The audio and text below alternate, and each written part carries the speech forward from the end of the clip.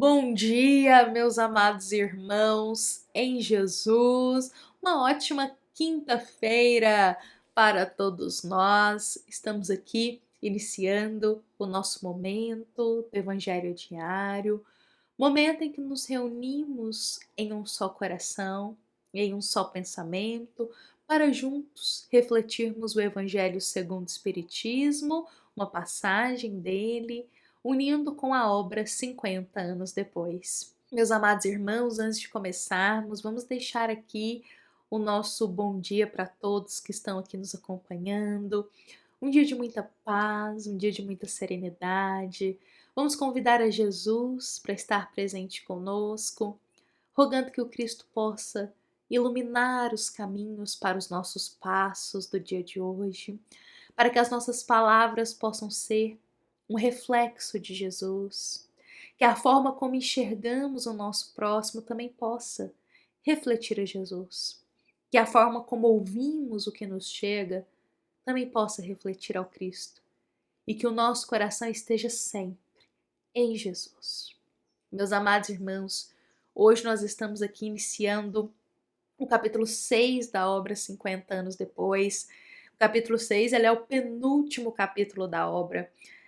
Daqui a alguns dias nós já encerraremos este livro que tanto nos ensinou, que tanto iluminou o nosso caminhar, que tanto nos trouxe esclarecimentos.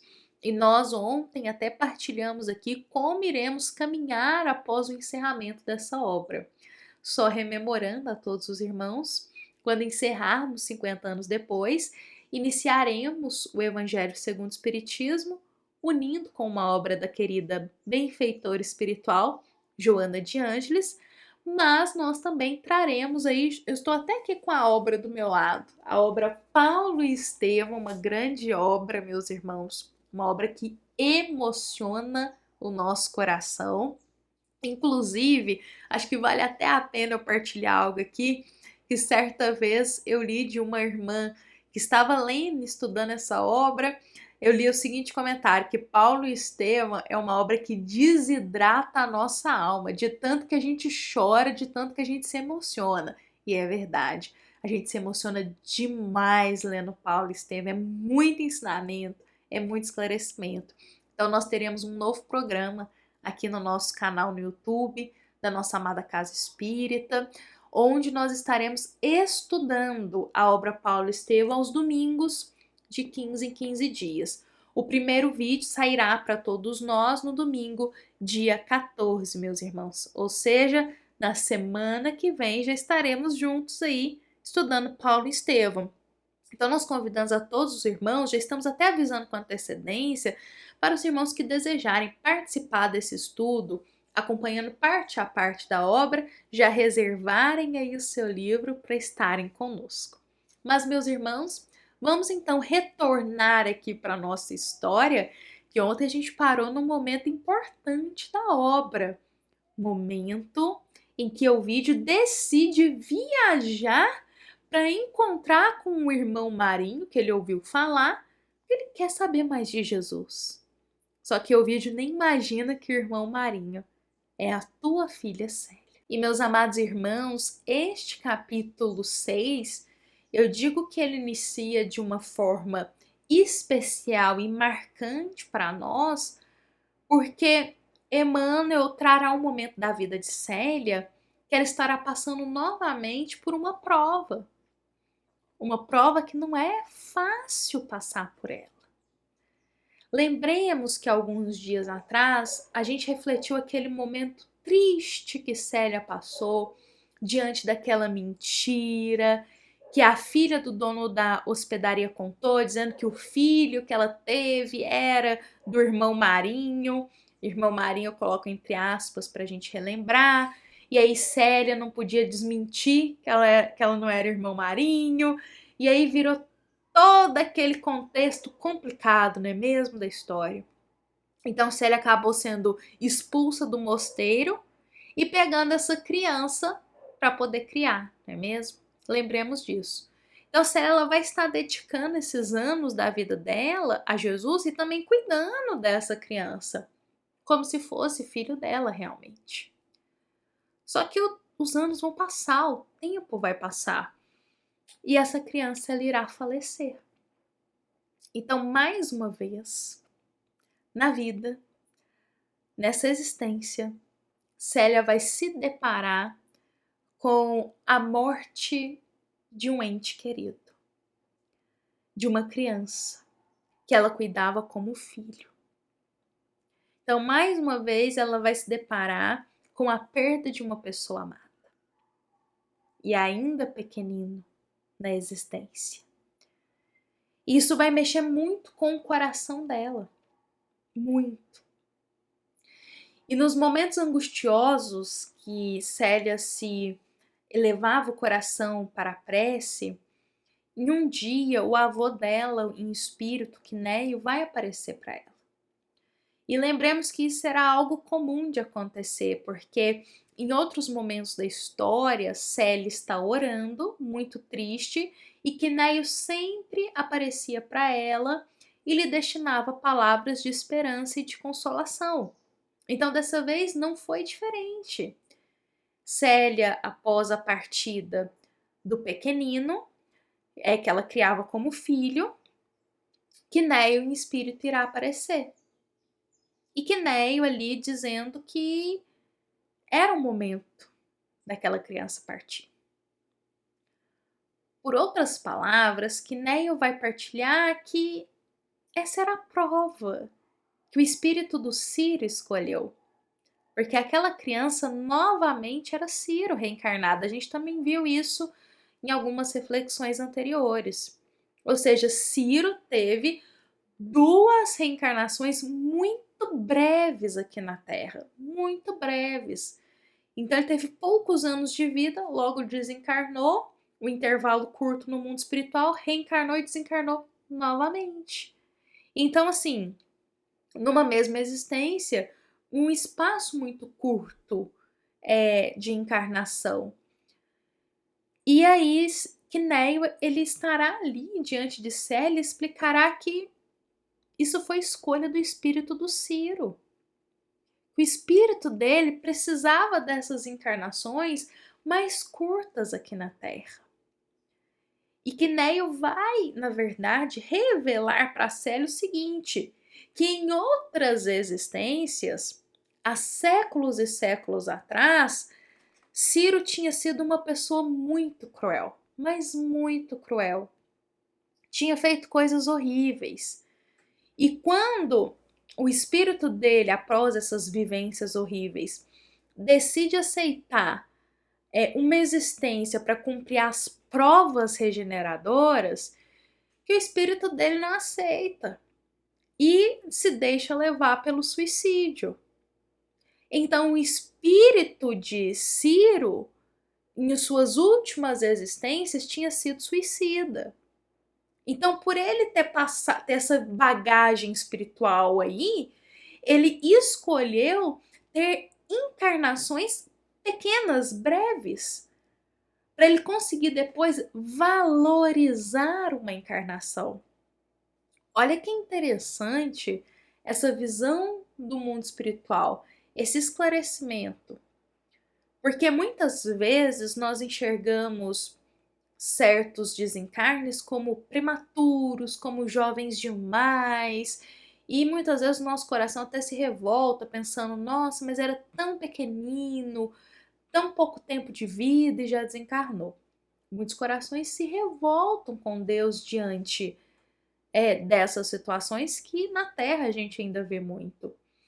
Só que tanto no Evangelho segundo o Espiritismo, quanto aqui nesse momento da história, nós temos esclarecido o seguinte, que nenhuma morte ela é prematura, no seguinte sentido de foi cedo demais, não era para acontecer, foi fora de hora. Nenhum desencarne acontece fora do tempo devido. Porque, a não ser que a gente opte pela via do suicídio.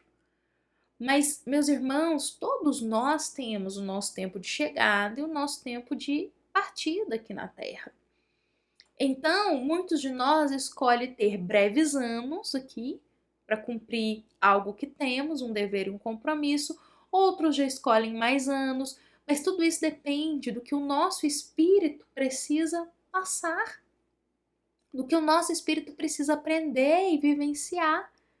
Na história, nós temos Ciro aqui, nitidamente tendo encarnações curtas, porque nas últimas dele ele foi suicida. E foi permitido que ele tivesse essas reencarnações curtas para que ele soubesse valorizar uma encarnação, coisa que ele não valorizou nas suas últimas por ter suicidado. Então, meus irmãos, lá no Evangelho segundo o Espiritismo, no capítulo 5, no item 21, vem muito nos esclarecer sobre isso, ampliar o nosso olhar sobre os irmãos que tanto amamos e que retornam para a pátria espiritual. Ampliar o nosso olhar para que todos temos o nosso tempo. Que ninguém vai fora de hora. Na programação de uma reencarnação, não tem erros, meus irmãos. Os bons espíritos e nós, muitas vezes, planejamos tudo certinho. Então, temos o nosso tempo de chegada e o nosso tempo de partida. E é partida para a pátria espiritual. Não é encerramento da vida. A gente só passa para a pátria espiritual, a gente continua vivendo da mesma forma. O espírito é imortal. Então, meus irmãos, Ciro, ele tem essas encarnações curtas para um reajuste. E olha como que isso amplia o olhar para entender que era uma necessidade do espírito dele. Não era culpa de Célia, porque muitas vezes, e isso é uma interpretação pessoal minha, muitas vezes alguns irmãos se culpam pela morte prematura, se colocando uma morte prematura. Dizendo assim, será que eu não fiz algo pelo meu filho? Será que eu deixei faltar algo para essa criança pequena? Será que a culpa foi minha? E meus amados irmãos, não. Muitas desencarnes em tenra idade é própria programação reencarnatória. Claro que a saudade fica, claro que o amor ele é eterno, claro que aquele irmãozinho, ele teve a passagem muito especial dele aqui na Terra e a gente jamais vai se esquecer, não importa se foi 1 mês, 2 meses, poucos anos, não importa, a passagem dele foi marcante e foi especial, mas nós temos que ter o coração em Jesus para entender que ele teve o tempo dele aqui e que nós continuaremos unidos por esse amor. Ele estará na pátria espiritual e nós aqui encarnados. Mas o amor se mantém. E o amor nos une. E o nosso pensamento pode estar conectado ao pensamento dele através da prece. O nosso coração pode estar harmonizado com o coração dele através da prece. Então, às vezes, o amor que a gente não consegue destinar fisicamente, por ele não estar mais aqui encarnado na matéria, a gente pode destinar esse amor no pensamento a ele, aonde quer que esse espírito esteja. Porque o amor, ele atravessa todas as barreiras, todas. Um amor que vem do fundo do coração, ele alcança o espírito aonde ele esteja, como um raio de luz. Então, a todos que passaram por esse momento na vida, de se despedir de uma alma muito querida, ainda em idade muito nova, que o nosso coração possa serenar em Deus, que o nosso coração possa sempre estar com um amor preenchido, que esse amor seja como uma luz que vai até esse irmão, uma luz de carinho, uma luz de uma lembrança boa, que independente do tempo que ele teve aqui na Terra, foi um momento especial, foi um momento marcante. E meus amados irmãos, a Célia ela vai enfrentar essa prova, porque mais uma vez Ciro desencarna, em tenra idade, mas agora ela compreende os motivos que era necessário para o espírito dele, para as vivências eternas do espírito dele. E seria muito egoísta da parte dela se ela não aceitasse que aquilo era o melhor para o espírito dele. E Célia compreende isso. Meus amados irmãos, hoje eu vou encerrar por aqui a nossa história. Lembrando que o vídeo nesse processo está em viagem e ele vai chegar vai encontrar com o irmão Marinho. Amanhã a gente vai ver esse encontro, meus irmãos. Eu convido a todos para estarmos aqui juntos amanhã, ver esse reencontro aí, como será, se vão se reconhecer e como tudo vai encaminhar daqui para frente.